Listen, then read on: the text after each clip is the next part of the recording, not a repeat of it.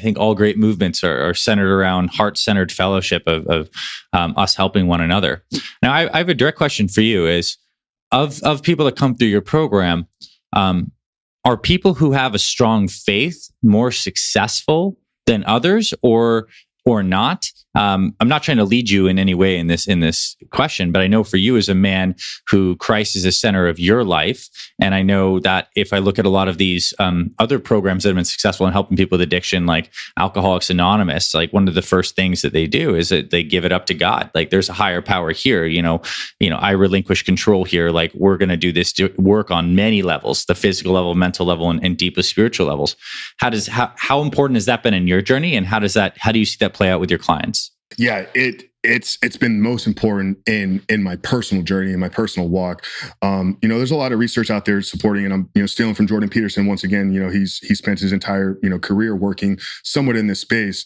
All recovery from addiction is going to require somewhat of a spiritual transformation. And when he talks about that spiritual transformation, it's just getting a deeper meaning on the purpose of your life. Yeah, for me, because I am a Christian, and we, I do put that, and our content, and it's a part of, our company. Like, we are a Christian organization. So I am finding a vast majority of men come to me are coming from that worldview, but I've worked with men of other belief systems and other faiths. And I've worked with guys that maybe don't subscribe to a Christian, ideology, but they are still going to experience a spiritual transformation because they're going to have to get more clear on a deeper meaning and purpose of their life. Because without having that deeper purpose as to what I'm here for, then I could just, why wouldn't I just sit in this pleasure over here? Like, so yeah, I do believe that it has to play a major role. And like you said, I mean, it sits at the core of the AA organization, which has been around for 100 years. And if you study that, that's all based on,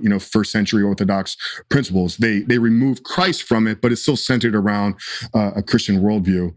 But yeah, I think, as a believer and somebody that does, put his faith most important in his life, I think the greatest thing that I've been able to do is the men that maybe grew up with a faith or grew up, with a relationship with Christ, but maybe their behaviors have pulled them away from it, being able to bring them back and understand, like, God still sees you, as the way that he created you. There's no lesser version of you. But yeah, I do believe that true success or true transformation is going to require some element of a spiritual transformation. I want to speak personally on this because what you just described is that track is something I experienced personally, like this returning back to God, to following Christ, that happened for me, kind of full circle as I started to get a control over compulsive behaviors that I've had in many different domains of my life.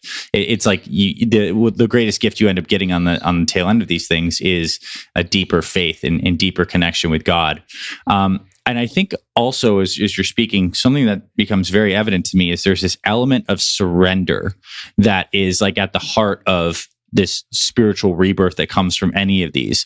Like, you must surrender your old self, these compulsive behaviors and habits, to become reborn as the new version that you're trying to create, and really just taking the baggage off this. Whether someone in your program, I imagine, follows any particular faith, there must be a surrender to one, the seeking of help, two, like almost like a self-sacrifice of these old things you've been clinging on to, and the rebirth comes from being able to let part of you that is no longer serving die, if you will, to be reborn in a deeper way. Yeah, it's built into the company name. It's rebuilt recovery. When you look at our logo, it's a phoenix. It's a lion's head inside of a phoenix's body. Nice. Phoenix is a symbol of death and resurrection. And I believe, as men, we're all called to be lions. And when you understand, like, a lion roars, to signify that, like, an enemy has entered his territory. So the way that I, got to the point where, I had this idea to create this logo, it's like, okay, the guy's going to come to me, a shattered man, a broken individual, for whatever reason, but it's accepting and surrendering and killing off that past self. So that's the phoenix dying and then resurrecting into a lion, and now you're stepping into the man that you were created to be. That's our terminology, is we help you quit porn and become the men that you were created to be. So it's giving you the keys to your life. It's giving you the keys to your purpose that is waiting for you to fully step into it. And then we're going to give you all these other self-development tools, the fitness, the personal growth, the financial tools. If you need some help launching a business, like all of this is centered into our program, so you can now become that lion, take over your territory, and have an impact on the world. Yeah. And this is almost like the perfect segue. And by the way, the logo, very meaningful. I'm glad you had the opportunity to share that. That's amazing. The intentional design of that.